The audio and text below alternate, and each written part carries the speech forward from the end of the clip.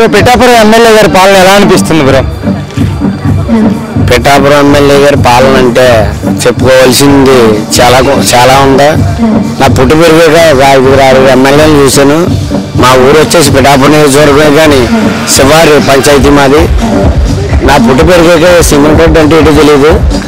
మా శ్రీరాంపురం పంచాయతీకి 20 లక్షల రూపాయలు రోడ్లు పోసిన ఘనత ఒక మా ఆంధ్ర డిప్యూటీ సీఎం పవన్ కళ్యాణ్ గారికి సాధ్యమైంది అని చెప్పేసి తెలియజేస్తా ఉన్నాను. అంటే పవన్ కళ్యాణ్ గారిని అనేక మాట్లాడినారు కదా గత వైసీపీ అధికారంలో ఉన్నప్పుడు, మరి ఇప్పుడు ఎలా భావిస్తున్నారు ఆయన అధికారంకి వచ్చిన తర్వాత? ఇప్పుడు పవన్ కళ్యాణ్ అనే వ్యక్తిని తిట్టే వాళ్ళు అందరూ కూడా లక్షల కోట్లు దాచుకుందాం అన్న వ్యక్తులు దూషించారు తప్ప నిజాయితీగా రాజకీయం చేద్దామన్న వ్యక్తులు ఎవరు కూడా పవన్ కళ్యాణ్ దూషించే పరిస్థితి లేదు.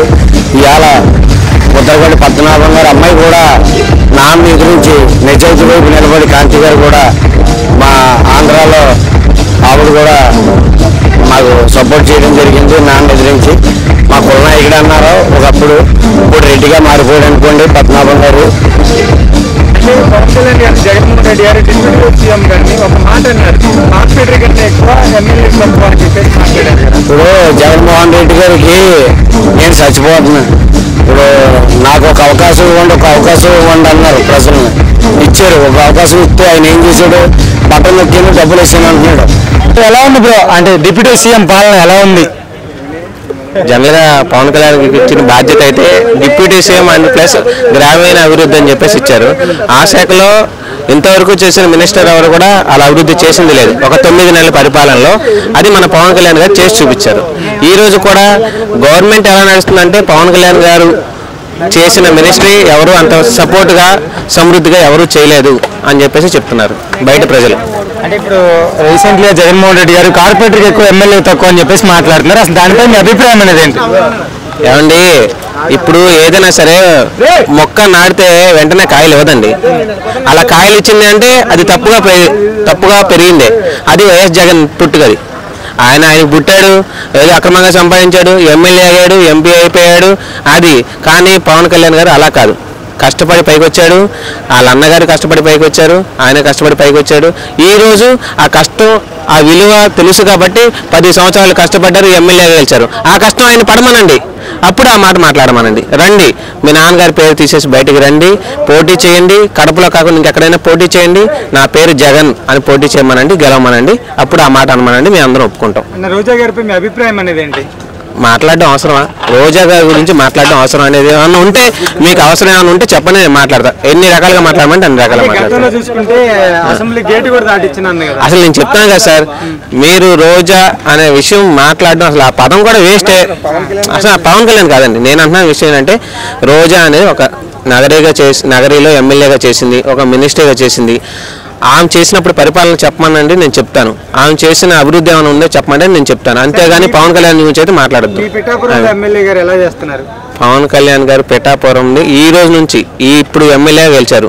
ఇంకా ఆయన ఎప్పుడు దాకా ఉంటారో అప్పుడు దాకా కూడా ఆయన ఎమ్మెల్యేగా కొనసాగుతారు. అంతకు మించి అయితే మనం చెప్పవసరం లేదు. చూసారు కదా, మీరు చూసారు, రోడ్లు చూడండి, లేకపోతే రైతుల్ని చూడండి. ఏ రోజైనా ఒక రైతు దగ్గరికి వెళ్ళండి, పవన్ కళ్యాణ్ వచ్చిన తర్వాత మీకు ఎలా ఉంది, ప్రతి రైతు చెప్తాడు పవన్ కళ్యాణ్ చేత చాలా బాగుందని చెప్తారు. రైతు పోడాడంటే అది ఆ నాయకుడు అంత విలువైన అర్థం చేసుకోండి. అంటే కుల రాజకీయాలు చేస్తున్నారని అంటున్నారు. ఎవరండి కుల రాజకీయాలు చేసేది? ఏంటండి కుల రాజకీయాలు ఏముంది? ఇక్కడ కాపులు ఎక్కువ, ఇక్కడ మేము పోటీ చేసాం, గెలుస్తాం. కడపలో రెడ్డిలు ఎక్కువ, రెడ్డి పోటీ చేశాడు, గెలుస్తున్నాడు. దానికి క్యాస్ట్ ఏముంది? అందరూ చేసేదే కదా అది. దానికి ఒకళ్ళు చేసేది కాదండి. నా క్యాస్ట్ ఉన్న చోట నేను పోటీ చేసుకుంటే నేను గెలుస్తాను, అది మనకు కావాల్సింది, అదే గెలిచాం. ఎమ్మెల్యే గారి పాలన ఎలా ఉందండి? మీ ఎమ్మెల్యే గారి పాలన? పిఠాపురం మా ఎమ్మెల్యేల పాలన అయితే ఎవరికి చెప్పక్కర్లేదండి. పిఠాపురానికే కాదు, రాష్ట్రానికే పాలన సూపరు. ನೀವು ఇప్పటికి వరకు చాలా చూసుంటారో, సీసీ రోడ్లు కానీ బీటీ రోడ్లు కానీ ఎన్ని వేయించారో. గెలిచిన 9 నెలల్లోనే అంత అభివృద్ధి చేశారు. మా రోడ్ల వరకు అయితే పిఠాపురం నుంచి సామకోట రైల్వే స్టేషన్కి వెళ్ళాలంటే యాక్చువల్గా చెప్పాలంటే 3 నెలలకి డెలివరీ అయిపోయినట్టు ఉండేది. అంటే 9 నెలలకు డెలివరీ అవ్వాల్సింది 3 నెలల్లో డెలివరీ అయిపోయేది. పిఠాపురం నుంచి సామకోట రైల్వే స్టేషన్కి వెళ్ళాలంటే అలాంటిది ఈరోజు హాయి ఎలా వెళ్తున్నాం. పవన్ కళ్యాణ్ పాలన అలా ఉంది. అంటే ఇప్పుడు డిప్యూటీ సీఎం అయ్యాడు కదా, ఎలా అనిపిస్తుంది మీకు? మాకు పిఠాపురం నుంచి ఎమ్మెల్యేగా నెగ్గించి డిప్యూటీ సీఎం చేయడం ఫస్ట్ టైం. ఎవరికి ఇంతకుముందు కొప్పుల మోహన్ రావు ఉండేవారు, మినిస్టర్ అటు శాఖ చేసేవారు. ఇప్పుడు ఫస్ట్ టైం పవన్ కళ్యాణ్ నెగ్గించి ఉన్నాం, డిప్యూటీ సీఎం చేసాం. అది పిఠాపురం నుంచి ఫస్ట్ టైం నెగ్గి డిప్యూటీ మాకు చాలా గర్వంగా ఉంది. అంటే ఇప్పుడు జగన్మోహన్ రెడ్డి గారు కార్పొరేటర్ గారు ఎక్కువ, ఎమ్మెల్యే తక్కువ అని మాట్లాడుతున్నారు కదా. ఆయన ఏంటి ఇంగ్లీష్లో మాట్లాడరు రాదు, తెలుగులో మాట్లాడరు రాదు, ఆయన ఏం మాట్లాడరు ఆయనకి తెలియదు, దాని గురించి మాట్లాడడం మన టైం వేస్ట్. ఏంటంటే అసలు జగన్మోహన్ రెడ్డి గారు అలా అనడం కారణం అనేది ఏంటంటారు? ఇప్పుడు మీడియా ముందు మాట్లాడితే ఏదో మ్యాటర్ ఉండాలి, ఆయన దగ్గర ఉండడు, ఏదో పాయింట్ అంతే, దాన్ని అలా సాగదీస్తారు మీడియా వాళ్ళు. ఆయన నచ్చిన మీడియా ఉంటుంది కదా, దాన్ని పెట్టి అలా సాగదీస్తారు, దానికోసం మాట్లాడాలి తప్ప దాన్ని అసలు ప్రతిపక్ష హోదా ఎన్ని సీట్లు ఇస్తారండి? ఆ రోజు చంద్రబాబు గారు 18 సీట్లకి ఇవ్వను అది ఇది అని చెప్పారు, ఆల్రెడీ ఆ వీడియోలు వచ్చాయి. వీళ్ళు 19 సీట్లకి ఎలా ఇస్తారు? అంత కాన్ఫిడెన్స్ తెలీదా? ఆయన సీఎం చేశారు, అనుభవించారు, ఇవాళ దింపేశారు ప్రజలు. అంటే రోజా గారి గురించి ఏం మాట్లాడతారు? రోజా గారు ఏమండి, రోజా గారు డైమండ్ రాణి గారు అందరికీ తెలిసిందే, కానీ డైమండ్ రాణి కన్నా పెద్ద రాణి గారు ఆవిడ. అది కాకుండా ఎలక్షన్ కాకుండా చెన్నై వెళ్ళిపోయింది, చెన్నైలో పోయి రాజులు పట్టించకుండా నిన్న కాకమంది మొన్న వచ్చి ఏదో ప్రెస్ మీట్ పెడుతుంది, మళ్ళీ షోలు చేసుకుంటుంది. ఆవిడకి అది తప్ప ఏమీ తెలియదు. తిరిగిస్తానంటుంది కదా, నెక్స్ట్ మాది అధికారం వస్తుంది వడ్డీతో తిరిగిస్తాను అంటే ఇంకో సినిమా చేస్తుంది, లేకపోతే ఇంకో షో చేస్తుంది. తిరిగేవడం అంటే ఏంటి? నేను ఎమ్మెల్యేగా లేకపోతే షో చేసుకుంటాను, లేదా సినిమా తీసుకుంటాను, అది తిరిగేవడం అనమాట. అది ఎలా అనిపిస్తుందన్న మీ పిఠాపురం ఎమ్మెల్యే గారి పాలన? పిఠాపురం ఎమ్మెల్యే గారు మన ఇండియాలోనే one of the best MLA గారు. పిఠాపురం నియోజకవర్గానే భారతదేశంలోనే గొప్పగా చెప్పుకునేంత గొప్పగా పిఠాపురం నియోజకవర్గాన్ని పరిపాలిస్తున్నారు ఎమ్మెల్యే గారు. గతంలో చూశారు వైఎస్ఆర్సీపీ అధికారంలో, ఇప్పుడు ఇదే పిఠాపురం ఎలా ఉంది? మరి ఇప్పుడు పవన్ కళ్యాణ్ గారు అధికారంకి వచ్చిన తర్వాత ఎలా ఉంది? వైఎస్ఆర్సీపీ 5 సంవత్సరాల్లో చేయలేని అభివృద్ధిని కేవలం పవన్ కళ్యాణ్ గారు పిఠాపురంలో 5 నెలల కాల వ్యవధిలో చేయగలిగారు. సీసీ రోడ్లు అవ్వచ్చు, బీటీ రోడ్లు అవ్వచ్చు, అలాగే పిఠాపురం దోల సంత అభివృద్ధి, డిగ్రీ కాలేజ్, అలాగే దేవాలయాలు, చాలా చెప్పుకుంటే చాలా ఈ 8 నెలల కాలంలోనే చాలా అభివృద్ధి చేశారు పవన్ కళ్యాణ్ గారు పిఠాపురం. అలానే చూసుకుంటే జగన్మోహన్ రెడ్డి గారు ఎమ్మెల్యేకి ఎక్కువ కార్పొరేటర్కి ఎక్కువ అని చెప్పేసి మాట్లాడారు, దాన్ని ఎలా భావిస్తున్నారన్న? అలా మాట్లాడిన వ్యక్తి యాక్చువల్గా క్లీనర్కి ఎక్కువ, వానర్కి తక్కువ. జగన్మోహన్ రెడ్డి కోడి కత్తికి ఎక్కువ, గొడ్ల కత్తికి తక్కువ. అసలు ఏంటన్నా జగన్మోహన్ రెడ్డి గారు ప్రెస్టేషన్ అదే ఇందాక చెప్పాను కదా, 5 ఏళ్ళ కాలంలో వాళ్ళు చేయలేని అభివృద్ధిని కేవలం కూటమి ప్రభుత్వం సక్సెస్ఫుల్గా వెళ్ళడంతో కొంచెం ఆ డిప్రెషన్కి ఫీల్ అయ్యి ఆ విధంగా మాట్లాడుతున్నాడు అంతే. గతంలో చూసుకుంటే రోజా గారు అసెంబ్లీ గేటు కూడా రాకిచ్చిన పవన్ అని చెప్పేసి ఎగిరారు, మరి ఇప్పుడు ఎలా ఉంది? కనీసం ప్రతిపక్ష హోదా కూడా లేకుండా చేశాడు పవన్ కళ్యాణ్ వాళ్ళకి. మచిలీపట్నం సభలో చెప్పారు పవన్ కళ్యాణ్ గారు, వచ్చే ఆవిర్భావ సభ మనం అధికారంలో ఉండి చేసుకుంటామని చెప్పారు పవన్ కళ్యాణ్. అలాగే వైఎస్ఆర్సీపీ పార్టీని అద్దపాతాలను తొక్కేస్తాను, అందుకే 11 స్థానాలకు పరిమితం చేశారు. పవన్ కళ్యాణ్ గారిని అసెంబ్లీ గేటు తాకనివ్వన్న మనుషుల్ని వాళ్ళని అసెంబ్లీ రాకుండా చేశారు పవన్ కళ్యాణ్. వడ్డీకి తిరిగిస్తానంటుంది రోజా గారు, అసలు ఏం చూసుకొని అంటున్నారు? ఆ అవకాశం మళ్ళీ ఉండదు వైఎస్ఆర్సీపీకి, ఉండదు, అవకాశం ఉండదు ఇక. మరి ఎలా ఉందన్న ఓవరాల్ డిప్యూటీ సీఎం అయిన తర్వాత ఎలా అనిపిస్తుంది? మీ ఎమ్మెల్యే, మీ పిఠాపురం ఎమ్మెల్యే ఎలా చేస్తున్నాడు? పిఠాపురం ఎమ్మెల్యే చాలా బాగా చేస్తున్నారు. అసలు విషయానికి వస్తే ఇప్పుడు ఆవిర్భావ సభ ఎన్నాళ్ళు జరిగింది ఒక ఎత్తు అయితే, ఈ ఆవిర్భావ సభ పిఠాపురంలో జరగడం ఇంకా మంచి ప్రాధాన్యత నెలకొంది. ఎందుకంటే పవన్ కళ్యాణ్ గారు గెలిచిన తర్వాత డిప్యూటీ సీఎం హోదాలో ఉండి జరుపుకుంటున్న మొదటి ఆవిర్భావ సభ ఇది.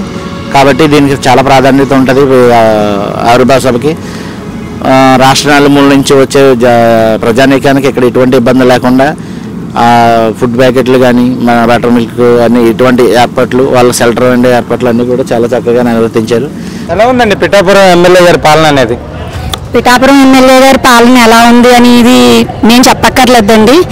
గతంలో రోడ్లు ఎలా ఉన్నాయి, ఇప్పుడు రోడ్లు ఎలా ఉన్నాయి వచ్చే మీ అందరికీ తెలుస్తూ ఉంటుంది. గతంలో సామర్లకోట రోడ్లు ఎలా ఉన్నాయి, ఇప్పుడు ఎలా ఉన్నాయి అనేది అందరూ పోల్చుకుని చూసుకోవచ్చు. పాలన అభివృద్ధి అంటే కేవలం మనకు మాత్రమే జరిగేది కాదు. మన స్వతంత్రం వచ్చిన 77 ఏళ్ళ ఈ స్వతంత్ర భారతదేశంలో కనీస కరెంటు కానీ నీరు కానీ లేకుండా మహిళలు ప్రెగ్నెంట్ లేడీలు డెలివరీ టైంలో కూడా చాలా ఇబ్బందులు పడే విలేజ్ల్లో కూడా ఈ రోజున రోడ్డు కరెంటు వచ్చేలా చేశారు. అదండి పాలన అంటే. అంతేగాని పాలన ఏం పాలన అని చెప్పగలుగుతాం. గతంలో పాలనకైతే మేము చాలా విసిగిపోయి ఉన్నామండి. అంటే జగన్మోహన్ రెడ్డి గారు పవన్ కళ్యాణ్ గారిని కార్పొరేటర్కి ఎక్కువ ఎమ్మెల్యేకి తక్కువ అని చెప్పేసి మాట్లాడారు కదా సార్. కార్పొరేటర్కి ఎక్కువ ఎమ్మెల్యేకి తక్కువ అనడానికి ఇప్పుడు ఆయనకి ఎన్ని స్థానాలు ప్రజలు నిర్ణయించారు, మా పవన్ అన్నకి ఎన్ని స్థానాలు నిర్ణయించారు అనేది ప్రజలే చెప్పేశారు. మళ్ళీ ఆయన అలాగ అనడం అనేది ఆయన అవివేకం. చిన్నపిల్లల మనస్తత్వంలో మాట్లాడుతున్నారు. ఎవరో చెప్పినట్టు మతి స్థిమితం తప్పిపోతేనే అలా మాట్లాడతారు, లేకపోతే అలా మాట్లాడడానికి. అసెంబ్లీ గేట్ కూడా తాకనివ్వను అని చెప్పారు. ఈరోజు అసెంబ్లీ గేట్ తాకనివ్వడం ఏంటండి? విజయకేతన సంబరాలు చేసుకుంటున్నాం ఈ రోజున. ఎక్కడో ప్రయాగ్లో కుంభమేళా చూడడం కాదండి, ఈ రోజున ఇక్కడ రేపు ఉదయం నుంచి అంగరంగ వైభవంగా జరిగే ఈ విజయకేతనాన్ని చూస్తారు ప్రజలందరూ. దానికి మేమందరూ వాలంటీర్లుగా పనిచేయడం అనేది మా అదృష్టంగా ఫీల్ అవుతున్నాం. జనసేన వీర మహిళలు అనిపించుకున్నందుకు గర్వపడుతున్నాం. అంటే పవన్ కళ్యాణ్ గారిని గతంలో అనేక మాట్లాడినారు. రోజా గారు 3 పెళ్లిళ్ళ గురించి కూడా మాట్లాడారు. ఈ రోజు ఆ అవమానాలన్నీ ఆపుకుని ఈ రోజు మేము చాలా సంతోషంగా జరుపుకుంటామండి. రేపు అవమానాలు అనేది తట్టుకున్నారు కాబట్టి భారతదేశ చరిత్రలోనే లేని విధంగా 100% స్ట్రైక్ రేట్ తీసుకున్నారండి. అసలు ఏం చెప్తారు పవన్ కళ్యాణ్ గారి గురించి? పవన్ కళ్యాణ్ గారి గురించి చెప్పే స్థానం మాకు లేదండి. ఆయన గురించి చెప్పాలి అంటే మనం ఎవరెస్ట్ పర్వతం గురించి ఏం చెప్పగలుగుతామండి? ఒక గరళ కంఠుడు ఆయన. అన్ని అవమానాలని తన కంఠంలోనే దాచుకున్న గరళ కంఠుడు. బోళాశంకరుడు. ప్రజలందరికీ ఏదో ఒకటి చేయాలనే బోళాశంకరుడు. నిత్యం ప్రజల కోసం, రాష్ట్రం కోసం, ఆ దేశం కోసం ఆలోచించాడే కానీ తన పిల్లల భవిష్యత్తు గురించి కానీ తన పిల్లల ఎదుగుదలను కానీ ఏ రోజుని ఆయన చూసుకోలేదండి. అలాంటివి ఆయన్ని అనేక రకాలు మాట్లాడుతున్నారు. భార్యని, తల్లిని. నిజంగా ఒక స్త్రీ జాతి సిగ్గుపడేలా కొందరు స్త్రీలు పేర్లు ఎందుకులేండి, వాళ్ళ పేర్లు చెప్పడానికి కూడా మాకు నామోషిగా ఉంది. మేము స్త్రీ అయ్యి కూడా అలాంటి వాళ్ళ పేర్లు చెప్పడానికి మాకు నామోషిగా ఉంది.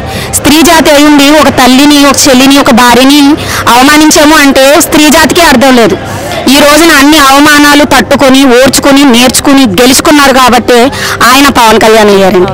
అందరూ పవన్ కళ్యాణ్ లవ్వరండి ఎప్పటికీ కూడా. మీరేం చేస్తారు మేడం ఒకే ఒక్క మాటలో పవన్ కళ్యాణ్ గారి గురించి? పవన్ కళ్యాణ్ గారికి మా ద్వారా ఈ జనసేన వీర మహిళలు చేసుకునే విజ్ఞప్తి ఒక్కటే అండి. అందరికీ ఆయన మాత్రమే చేయగలరనే నమ్మకంతో అడుగుతున్నాము. ఈ మీడియా ముఖంగాను కేవలం ఉచిత విద్య, ఉచిత వైద్యం, మాకు ఏ పథకాలు అవసరం లేదండి. అభివృద్ధి ఆయన తప్పకుండా చేస్తారు. కానీ ప్రతి ఒక్కరికి తమ పిల్లల గురించి ఉండే కళ ఏంటంటే బాగా చదివించుకోవాలి, వాళ్ళ పిల్లల భవిష్యత్తు బాగుండాలి. దానికోసమే ఎంతో కష్టపడుతున్నాం. అలాంటి విద్యను, వైద్యాన్ని మాత్రం ఫ్రీ చేయగలిగితే అంతే చాలండి. ఫ్రీ పథకాలు ఈ రోజు రేపు పోతాయండి. ఇప్పుడు 15,000 అమ్మఒడి ఇస్తే రేపు ఖర్చు పెట్టేస్తాం. రైతులకు ఇచ్చారండి ఆయన. ఇప్పుడు కూడా రైతులకు 20,000 సంవత్సరానికి ఇస్తున్నారండి. అంతకుమించి ఏం కావాలండి? అభివృద్ధి అంటే ఇది. ఏ ఒక్కరికో ఉపయోగపడి ఎవరి స్వార్థాలకు ఉపయోగపడేది కాదండి. అందరికీ ఉపయోగపడేలా చేసిందే అభివృద్ధి అంటే. అది మా అన్న చేస్తారనే నమ్మకంతో 9 నెలలు ఈ కాలంలో ఆయన చేసిన అభివృద్ధి గురించి విదేశాల్లోనూ చెప్పుకుంటున్నారు. ఎవరో ఏదో అన్నారని పట్టించుకుని అంత కాలం టైం కూడా మాకు లేదండి ఎవరి గురించి ఆలోచించే టైం. మా పవన్ అన్న గురించి మాత్రమే ఆలోచిస్తాం. ఈ రోజున ఇక్కడ ఇంత సభ ఏర్పాట్లు జరుగుతున్నాయి. ఎండని కొండని చూడకుండా ఎంతో మంది మహిళలు వచ్చి, పెద్దవాళ్ళు, చిన్నవాళ్ళు అందరూ కూడా వచ్చి ఇంత కష్టపడుతున్నారంటే ఆయన మీద ఉన్న మాకు భక్తి. బ్రో, అంటే పవన్ కళ్యాణ్ గారి పాలన ఎలా అనిపిస్తుంది? డిప్యూటీ సీఎం ఆయన పాలన అయితే చూసుకునే అవసరం లేదండి.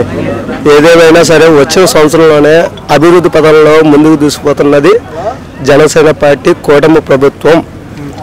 దాంట్లో అయితే ఏ విషయం చూసుకునే అవసరం లేదు. అంటే గతంలో వైఎస్ఆర్సీపీ అధికారంలో ఉన్నప్పుడు అనేక మాట్లాడినారు కదా పవన్ కళ్యాణ్ గారిని, అప్పుడు ఎలా భావించారు మీరు? వైసీపీ ప్రభుత్వం ఉన్నదప్పుడు మేమైతే చాలా అవరోధాలను మింగుకుని, చాలా మాటలను మింగుకుని, చాలా ఇది చేసుకుని ఇప్పుడు నెగ్గిన తర్వాత 12వ ఆవిర్భావ సభ మేము అంగరంగ వైభవంగా ఉత్సవంలో జరుపుకుంటున్నాం, ఒక పండుగలా జరుపుకుంటున్నాం. అంటే ఇప్పుడు పవన్ కళ్యాణ్ గారిని నిన్న జగన్మోహన్ రెడ్డి గారు కార్పొరేటర్కి ఎక్కువ ఎమ్మెల్యేకి తక్కువ అని మాట్లాడారు. దాన్ని ఎలా భావిస్తున్నారు? దానిపై మీ అభిప్రాయం అనేది ఏంటి? ఆయనది ఏంటండి, మా నాయకులు కూడా ఇప్పటికే స్టేట్మెంట్స్ ఇచ్చారు. కోడికత్తికి ఎక్కువ గొడవలు తక్కువ అని మన నారాయణ మనోహర్ గారు, ఇంకో వరుసలో ఆగడాజులకు ఎక్కువ డజన్లు తక్కువ అని చెప్పేసి ఇలాంటి ఏంటంటే ఒక మతి స్థిమితం లేని వాడిని మనం ఎప్పుడు కూడా పైకి తీసుకురాకూడదు. మీరు కూడా ఏంటంటే ఆ ట్రోల్ చేసే వ్యక్తిని అక్కడికక్కడే నిలబెట్టేవాలి. పైకి తీసుకొచ్చారనుకో మనమే రెచ్చగొడుతున్నాం, ఆయన్ని మనమే లేపుతున్నాం. మీరు ఏంటంటే ఒక జగన్మోహన్ రెడ్డి అనే వ్యక్తిని మనం లేపితేనే ఆయన హైలైట్ అవుతున్నాడు. అదే జనాల్లో ఎవరో మీరు కూడా ఆ ప్రశ్న అడగకపోతే కనుక జగన్ అనేవాడు ఏంటి, జీరో, శూన్యం, ఏముండదు. ఆయన ఒకటి బ్యాడ్జీ నెంబర్ తయారు చేస్తాం, ఖైదీ నెంబర్ 6093, ఆ బ్యాడ్జీ తయారు చేస్తాం. ఆ బ్యాడ్జ్ ఒక సెంట్రల్ జైలు పరిమితం అయిపోయింది. అది ఆయనదే సాధ్యం, ఇంకెవరికి ఆ ఖైదీ నెంబర్ 6093 ఇంకెవరికి రాదు. అంటే ఒక మాట రోజా గారు కూడా అంటున్నారు కదా, ఎవరిని వదిలిపెట్టాం, వడ్డీకి వడ్డీ తిరిగి ఇస్తామంటుంది. ఆవిడ ఒక డైమండ్ రాయిని ఓ ప్యాక్లో ఒక ముక్కలాంటిది చెప్పాలంటే. ఆవిడ మాటలు ఏం పట్టించుకోవడం అవసరం లేదు, ఓకేనా. ఆవిడ గేట్ కూడా దాటిచ్చినంది కదా, గేటు దాటిందని ఆ అసెంబ్లీకి వచ్చిందా? అసెంబ్లీకి రాలేదుగా. దానికి అసెంబ్లీకి రానికుండా పోయి చేస్తారు జనాలు. ఒక జగన్మోహన్ రెడ్డి అన్న వ్యక్తిని 11 సీట్లుగా పరిమితం చేసిందంటే ఒక క్రికెట్ టీం కానీ చేసేసారు వాళ్ళని.